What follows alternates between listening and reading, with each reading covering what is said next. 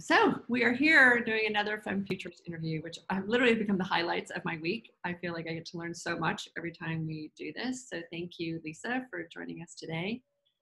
Just as a little background, I'm Nancy Giordano. I am a strategic futurist, and I do a range of different things in the world, including public speaking and strategy work and gathering.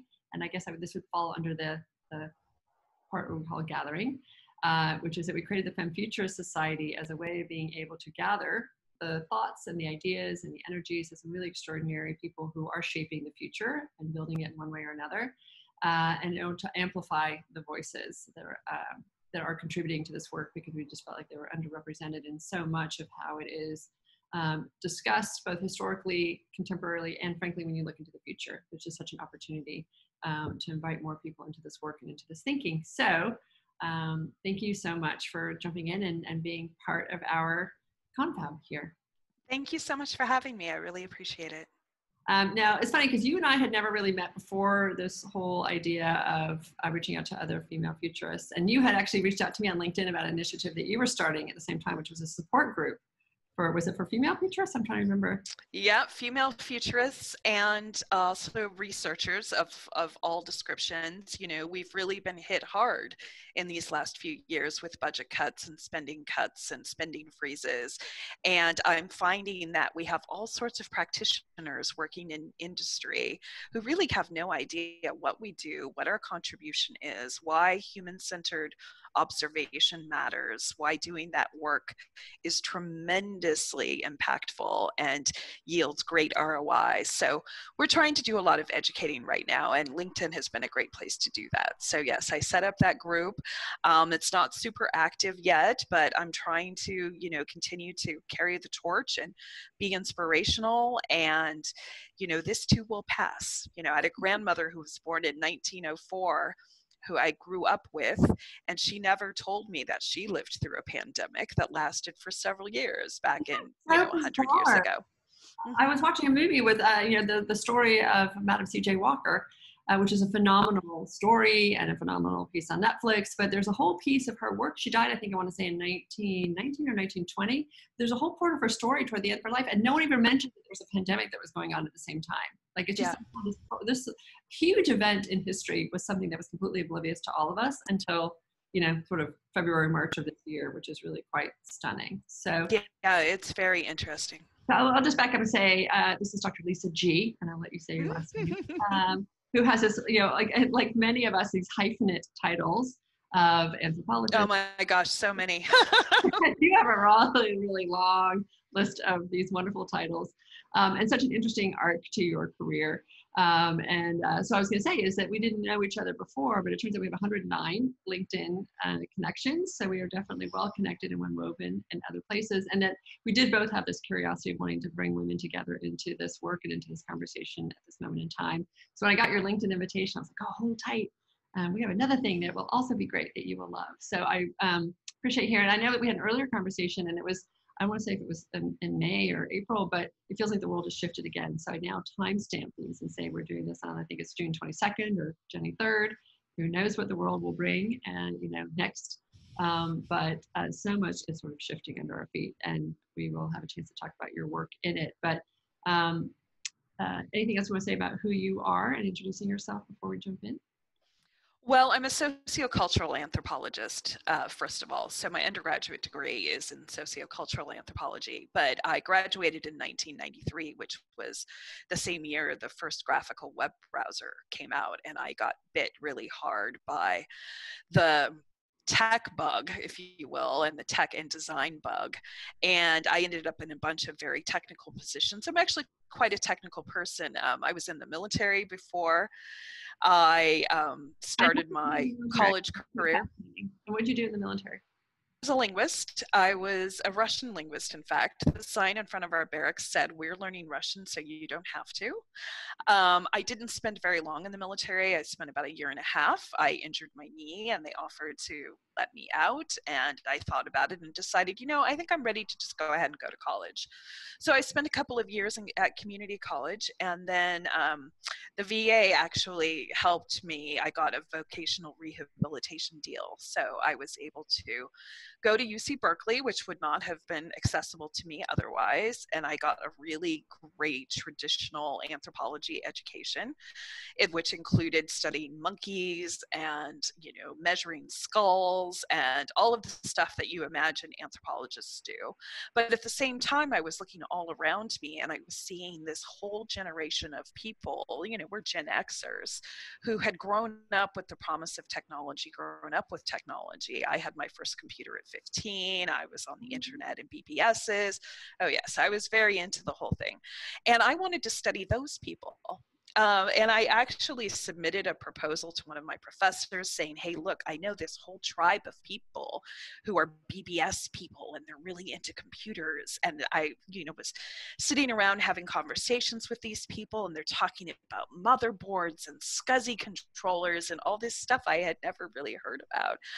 But for me, it wasn't really so much about the technology. I discovered over time, although I had a love affair with it, it was more about how people could use that technology and what they would do with it. So we spent a lot of time in the 90s really dreaming up big ideas about what would happen with technology, and we've seen a lot of them come to fruition. I mean, the fact that you and I are collaborating in this way, you know, via video conference, even though we had people like Isaac Asimov back in the 70s talking about all of the great stuff that would come and how much we would enjoy it. So, you know, my work became very focused on this nascent industry and this burgeoning interest in all of these great new options we have for connecting, for collaborating, for educating, for inspiring, for creativity. And so I switched out of these very technical roles. I got more involved in sort of front-end design work. I worked for interactive agencies. I worked for so many .coms you can't even imagine, you know, who had an idea on a napkin essentially, and what they needed were teams who could help them, you know, make that somehow concrete. And in order to do that, there was all this strategic work we needed to do, product development work. We needed to understand their audiences, who they were pitching these ideas to. And so I had to sort of develop this whole discipline myself. I was in Sacramento, California. I was in the Bay Area. I was doing things like reading Jacob Nielsen's Alert Box and getting very interested in usability and user experience. And at the same time, working with engineering teams who wanted to do things in a very technocentric, systems-centric way. And what they expected is they would build something and people would adapt to it. And we would write, you know, huge training manuals and people would learn how to use their thing. And, you know, that worked to some extent when we had a limited number of platforms we were using. But as things have now evolved and everybody has to discover and learn on their own how to use tools, this work has become even more important. And yet we're living in a time right now that that work isn't being valued. Research and development. I want to stop for a second and just say, you know, what I think is so fascinating when you hear again the origin stories of so many of the women who are doing this work is in this meld between what we consider liberal arts thinking and technology and strategy.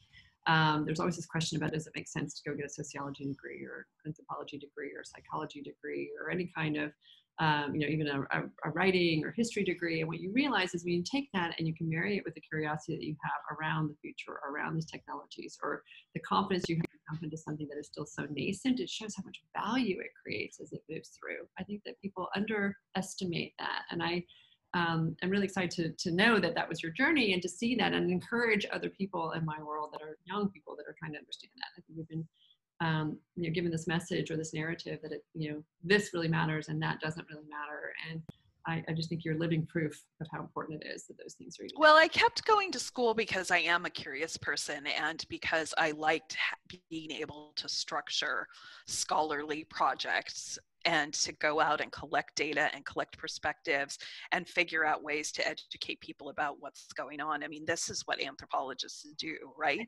So I'm just a compulsive studier. But you're also, what I was going to say is, but you're also an activist in the sense that you put it in, I think it told me at one point you worked with tower.com or you work with these interactive agencies or you work with the .coms. Like it wasn't like you were just studying them as an academic.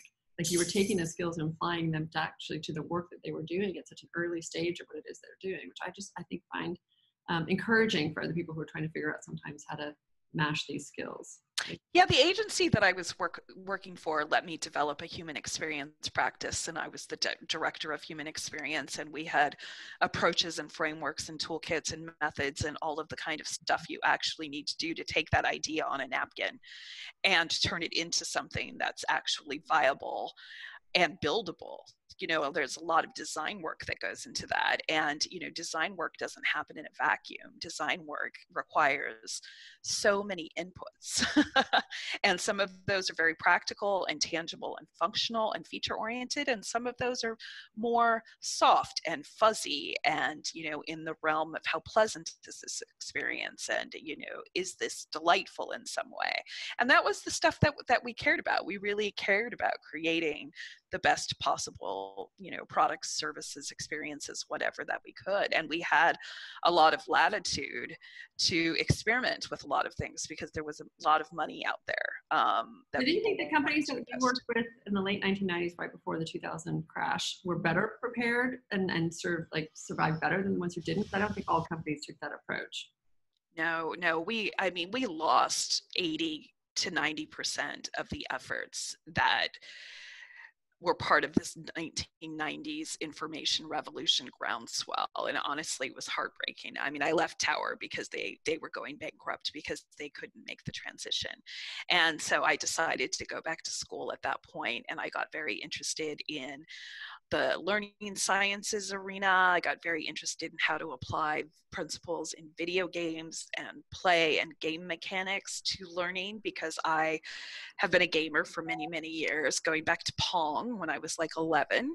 And it was obvious to me how motivated people were to learn and how easily they could self-organize and learn from one another in, for instance, online gaming environments, because people weren't reading the manuals. When do gamers read manuals? They don't.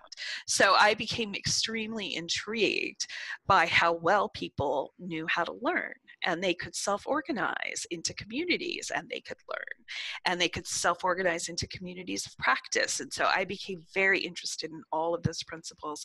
And I thought, I'm going to study all of this, and then we're going to see, how do we apply this now to formal educational settings? Or how do we now apply this to informal enrichment activities that kids and adults actually enjoy? I'm a big believer in the lifelong learning path. And, lifelong learning is absolutely a superpower that gives us resilience, and it gives us the ability to regroup very quickly, to learn from one another, and to forge a path forward. And that's actually what's happening right now in this multiple crisis situation, what some people call a black swan event, that nobody was expecting. Some of us were expecting it, but now we've had multiple things hit us at the same time. And all we can do is assess the terrain, right? Some of this is very military, because I still have a certain amount of military strategy going on with me. We have to, assess and triage the situation, and we have to act. The problem we're having now is that there's all this deer in the headlights stuff as people enact whatever trauma responses are common for them. So do they freeze? Do they flee? Do they fight? Some people on over people as a trauma response. So we have all this trauma response stuff going on because we all need to heal. And the best way we can heal from all of this is to realize we can get through this, but we need to do it together. We have to come together, and we have to agree to common practices, like we're going to wear masks and wash our hands and try to stay home if we can.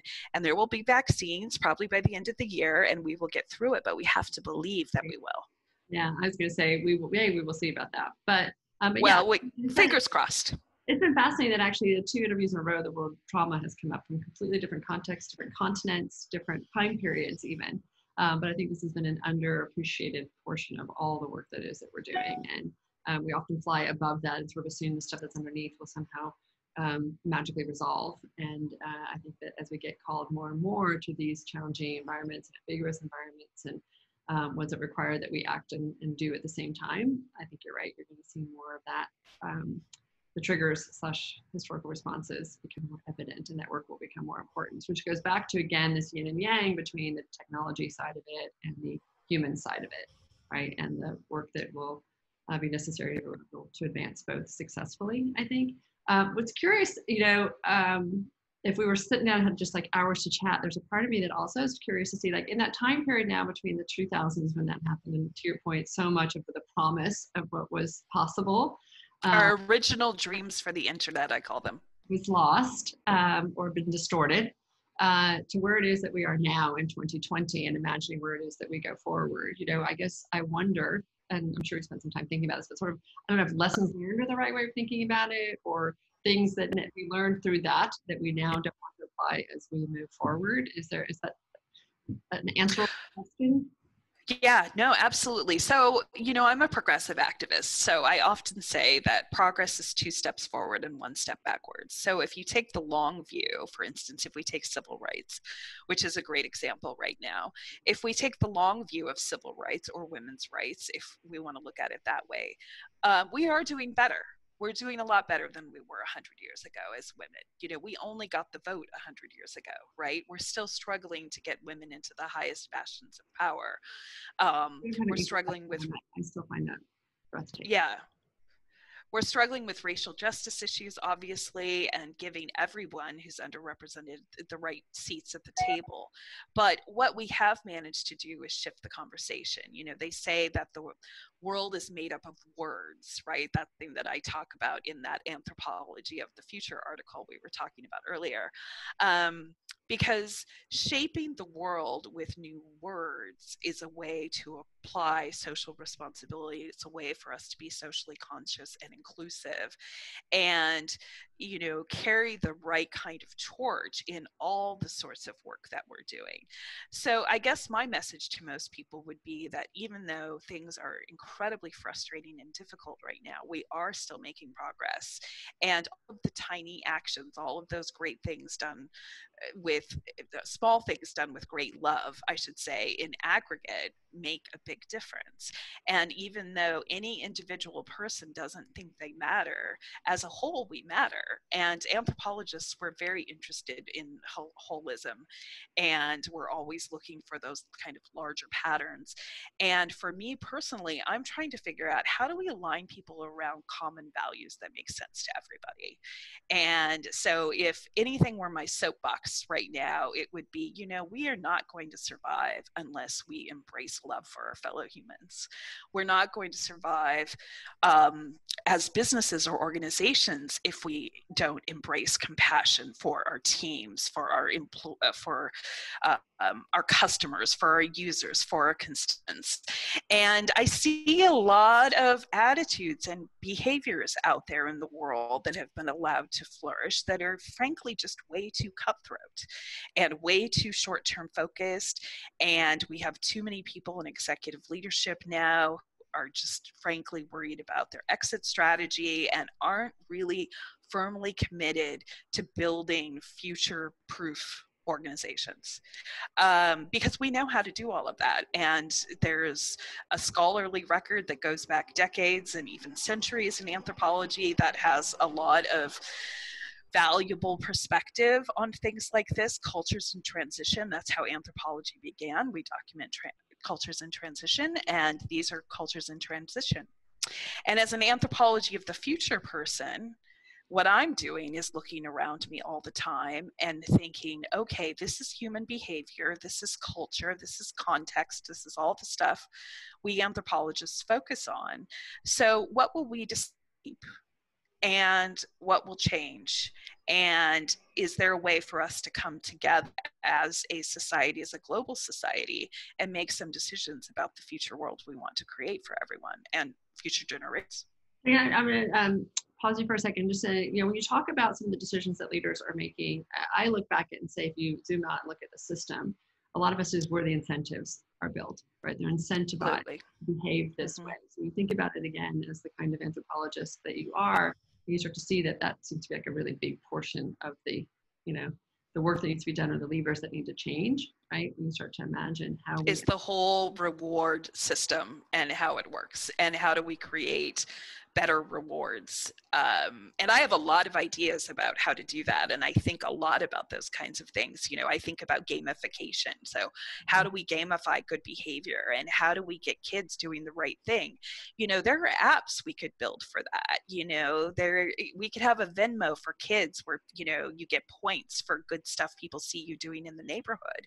You know, so we have these great ideas that come from people who are observing human behavior and are looking for latent needs or looking for possibilities we could build on. We just need to be willing to, you know, apply that sort of visionary work to what we're doing instead of cranking out minimum viable product, which is what a lot of people are trying to do. Think about the Venmo for kids, because I, you know, again, I have 3 kids, and there's always been this conversation about whether or not you want it to be an intrinsic thing that they learn to do, because it's just the thing to do, like to read a book, it's a good thing to do as right. To read a book, right?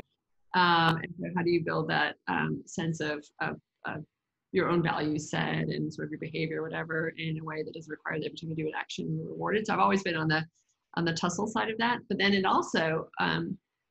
I mean, some would you would argue China does it with their social value credit score or credit index. Right. Yes. And if I do something nice for me. Which is a little scary. Well, yeah, that application is a little scary. Thing, right? Because on the one hand, you sit there and say, yes, as I understand it, and I haven't, you know, seen it up close, but if you do good things, right, then you get, you know, more points. And if you do bad things, which is a bit also, you know, someone's judgment of whether that's bad or not good, you get dinged for that. And even if your neighbors do it or your friends do it or your family do it. So I just think it's an interesting thing, right, to know like how far these tools can go to help shift our behavior or guide our behavior or incentivize our behavior.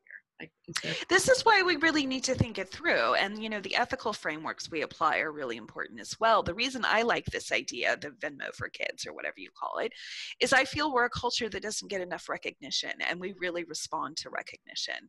So I think of it more as a positive reinforcement framework than I think of it as something that we would also apply negative reinforcement principles to, because we have enough of that. There's enough negative reinforcement in the world.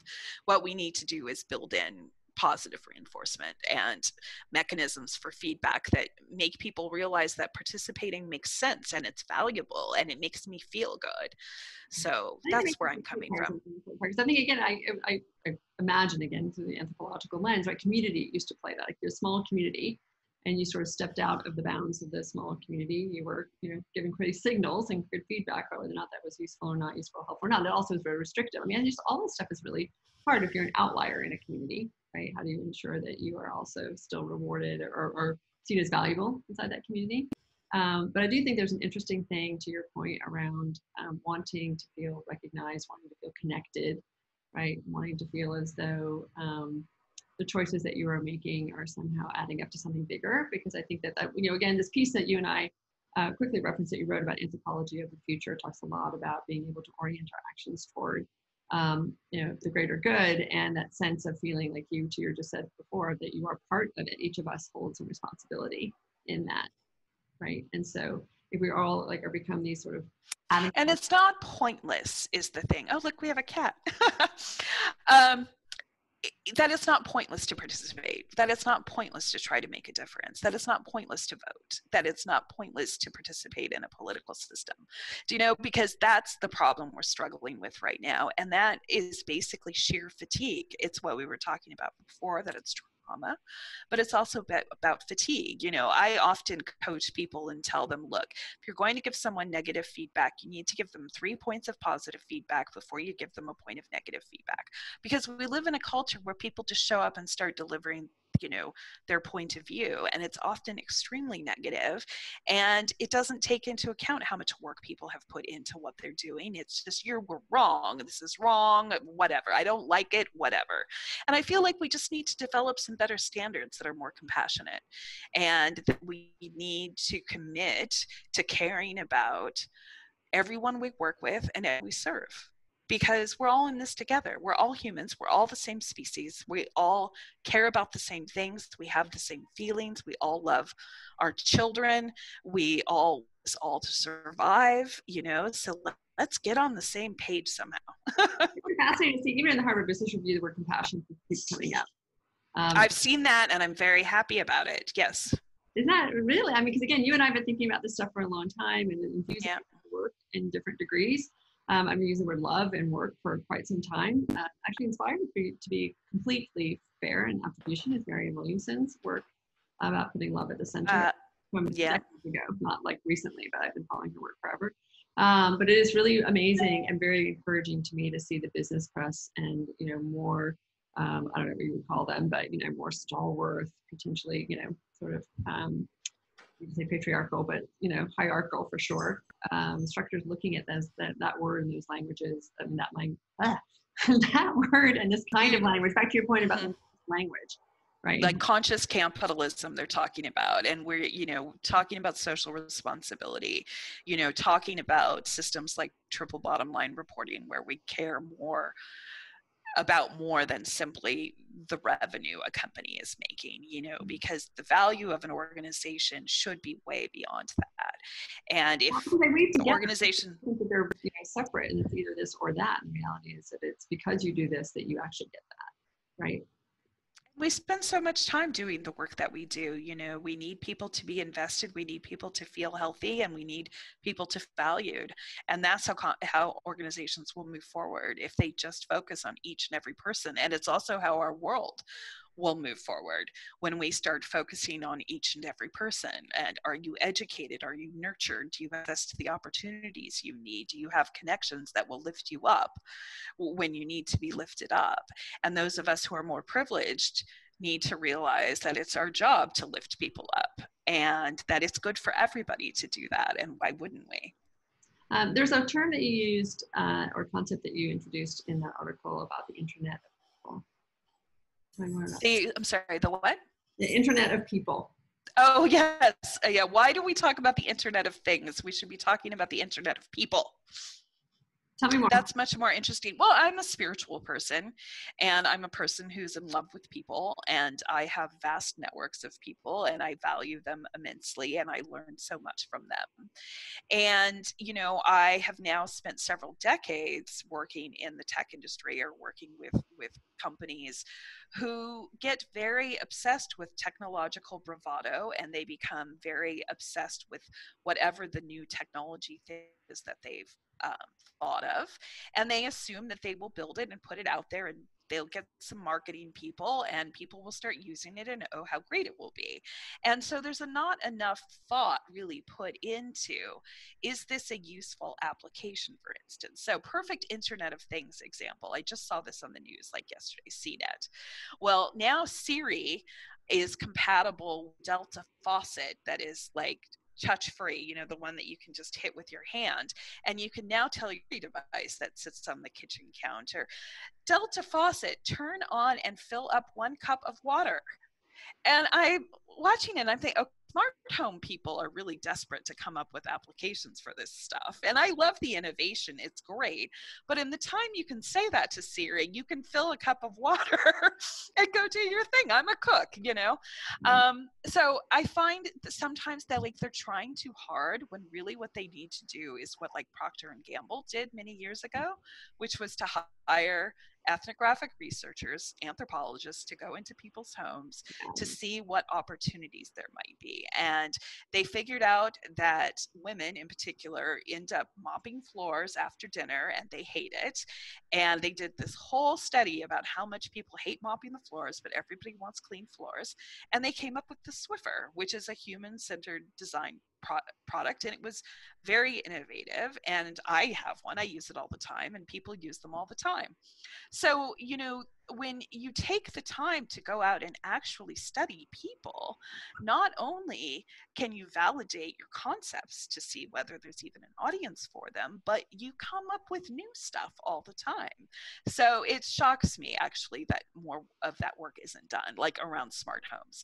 They need armies of anthropologists figuring out smart homes. Once I can figure out my dog, who I thought was all needs were taken care of before we started this, but let me put him in my lap. I'm getting not to growl in the last 10 or 15 minutes of this chat because. Oh, is he growling at you while you're trying to do this? And I have cats, but we're all working from home.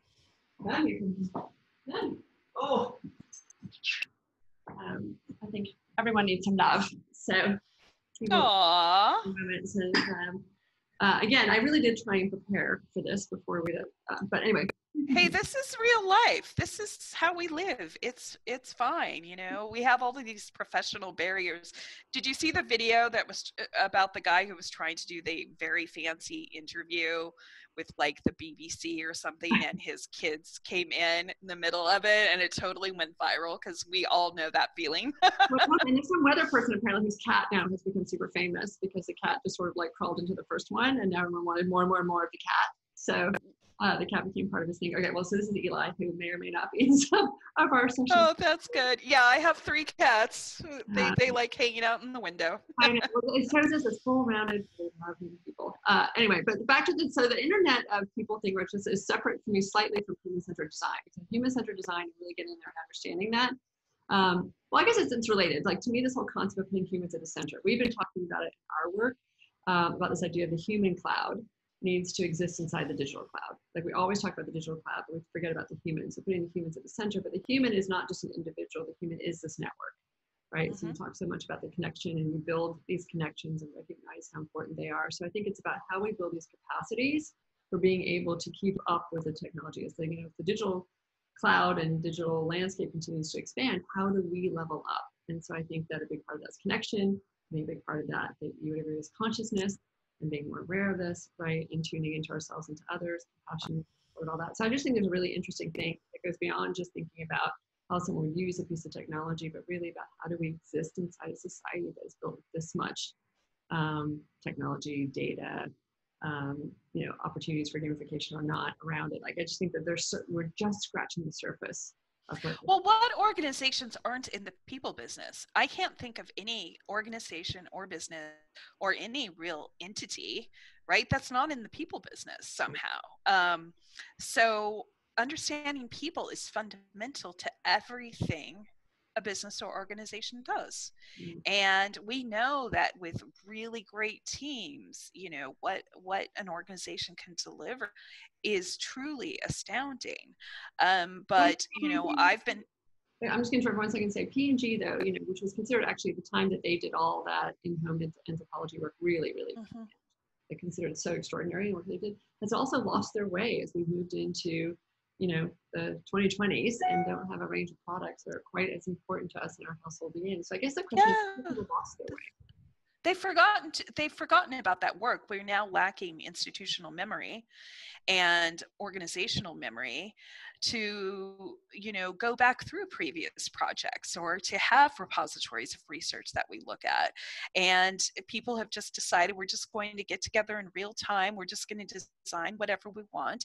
You see it all across the tech industry because every single tool or app you use has a different interface and a different way of doing things, right? So we're all constantly relearning these new ways, when if we took a human-centered approach. I have now several not many doctors, but I have my, DO doctor, and I have a physical therapist, and I have whatever, and they all want me to sign in with different apps, remember the passwords, and schedule things differently. Me too.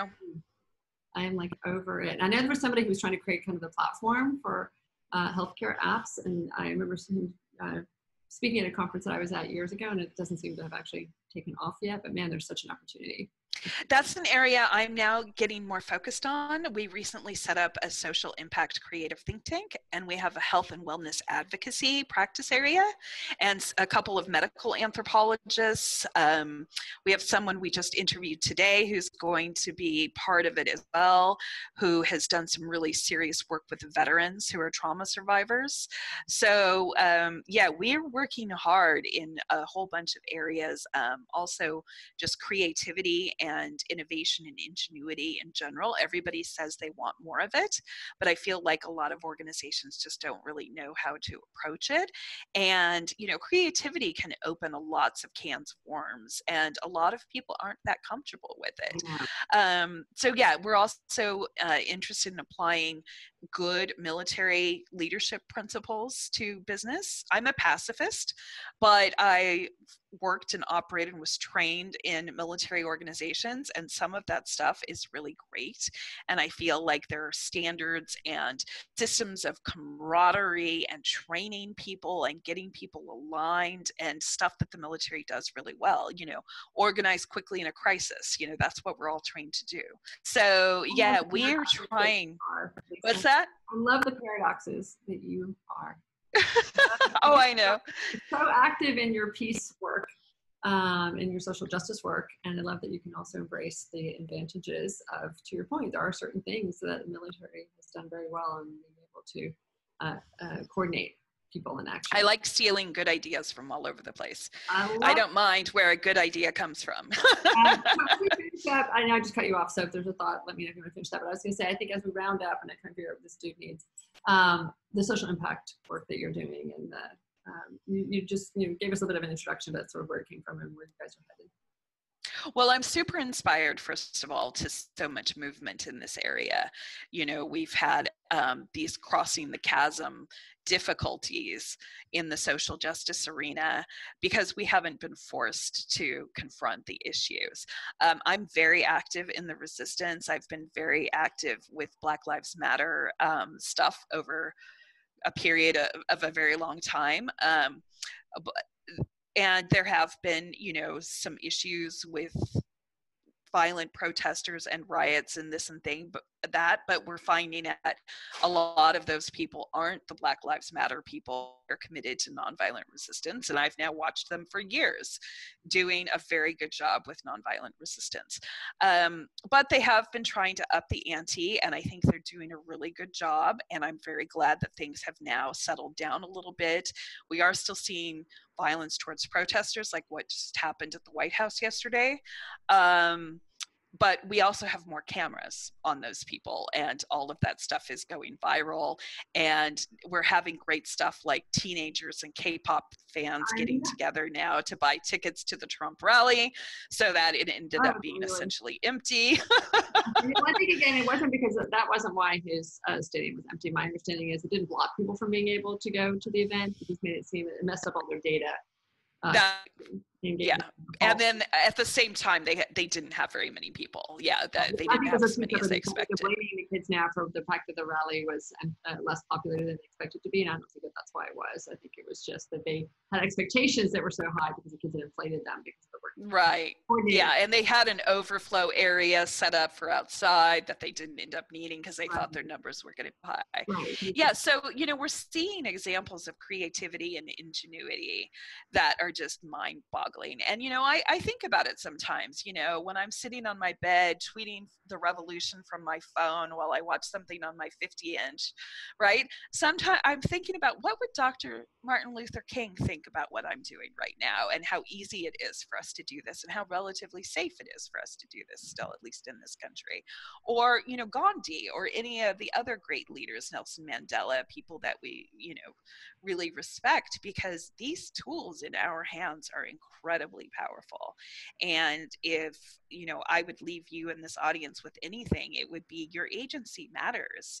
And we need to use it now while we still have it, because, democracy is really in peril, and our right to free speech is in peril, the free press is in peril. And, if there were any time in the long arc of our history to step forward and do something, it's now, because the future depends on it. And our kids' future depends on it. And we need them to know we will fight this fight for them, like this fight was fought for us.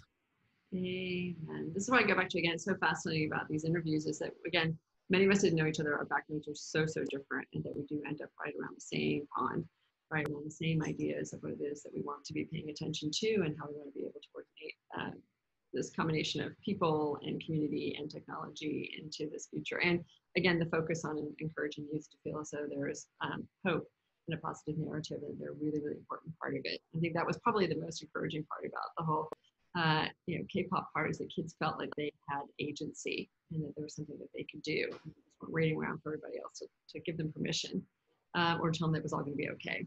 So I think that is, to me, very, very encouraging. It's the ultimate self-organizing system in some ways, and we inspire each other as we role model appropriate behavior, and then more people start doing it. And this is how we'll win. You know, what did Gandhi said? First they laugh at you, then they fight you, then something, then you win. And, you know, these are long, hard struggles, you know, that have gone on for a very long time. But when people keep doing the work, you know, we see progress. So Awesome. I think we're going to do a good job of getting ourselves into the future. It's just going to take a lot of intention and you know, work. So Excellent. Well, we will put links to all of the things that you would like us to link to, so people can find out more about the communities that you're building and the work that you're doing. But sounds good for sharing some of it with me, and for meeting me. Nancy, I love that you're a real person. You know, it's good that people are real people. We don't need to show up wearing these, you know, professional avatars and trappings and all of this. We can just be who we are. We are very real. Although I'm telling you, 90% of the day he just sleeps and snoozes, and he has this great snore. So the fact that all of a sudden I'm alive in this very attentive way must be that he's enjoyed the conversation as well. Well, exactly. He wants to be involved. Everyone wants to participate. Yeah, we've got to let them. Thank you again for all the work that you're doing, Lisa, on behalf of a better future and a safer planet for everyone. And I don't even know, where are you right now? I'm in Seattle. Yeah, I'm from Northern California originally, but I've been in Seattle for about 13 years. So stay safe up there. Normally I would say stay safe to everybody. We're in Texas right now. We're at the height of the craziest. So we will also stay safe here. And well, good luck and stay cool. I know that part is really brutal. Yeah. But we'll stay in touch, and we'll keep following your work. And thank you again. Absolutely. It was so nice chatting with you. It was really inspiring. Thanks so much. I appreciate it. And I am a very friendly connector. So if anybody watches this interview and would like to connect with me, I mentor a lot of people. I'm very interested in trying to lift, you know, junior level collaborators up, and, you know, people who are trying to get a leg up. So if you need help in that arena, reach out, and I'll try to do my best to connect anyone who needs it at this point. People that if they are bold enough to reach out to you, that you have, again, such a rich background that I think can really help people navigate from where they are to where they want to be in a way that I think that is super insightful and valuable. I've been doing a lot of that lately, and I don't mind, because sometimes it just takes just the littlest bit. You know, I was telling someone just briefly, and I know we'll jump off today, who is trying to get into UX, who's an anthropologist. No. When I heard about her background, I said, you need to invent creativity anthropology and just use that as your lens and do something different, you know, figure out a novel way to package yourself. So I think that sometimes people just need to hear from someone with some maturity and experience in the marketplace, you know, to figure those things out. And I'm always happy to help. Path. I think that this helps, because people are interestingly always map themselves against a very predictable route, when the reality is, if you really look at where people and how they got there, it's all much more zigzaggy than we give it credit. Yeah. Exactly. But that's also, you know, my career makes sense in hindsight. It didn't really make any sense. I didn't know where I was going. I was following my nose. You know, anthropologists, we follow our noses. Yeah. And it makes sense in hindsight, because I was following my passions and interests. And, you know, that's still a good way to go. And, you know, you can't all... Passions and interests in service of what the environment needs. Right. Right. Exactly. And then you figure out a way to plug yourself into what the environment needs. Yeah. Because, you know, it's an ecosystem, and you need to find your niche. Yeah. Well, with that, again. Thank you, Nancy. Enjoy your day. I wish I could come to Texas and enjoy, like, sweet tea on your front porch or something. That sounds lovely, but, you know, maybe we'll get there someday. At some point. I think right now we should not be inviting anyone to our state for several weeks, unfortunately. But yeah, let's calm down. We have plenty of places to hang out. And I mean, again, we've all wanted to spend more time with each other, and we are thinking about ways that we can extend the Femme Futurist society really to do some summits or something. That would be awesome. It's not partly within ourselves, but also make, to your point, your talents available. Like we talked about whether or not we do an AMA with a Futurist a week. You know, if you imagine that there would be an interesting way in which people could just ask questions of any one of us, you know, once a week. Or now that you just said this, I had this idea about the fact that maybe there'd be 4 of us and we would do a little mini thing, and then we'd almost do breakouts and get to coach, 4 people at a time, because I think that there's. I think people would love that. And I think people love the interactive element. They love having their questions answered. Yeah, I think that would be really effective. More of a similar curiosity, which I think is always, inspiring. So I know I'm feeling a little lonely in my little Ponderosa out here. And so this is how people are feeling. Yeah, isolated for sure. So this does help. Yeah. All right. Well, thank you so much. And I'll get the recording and stuff to you. Okay. Bye-bye. Bye.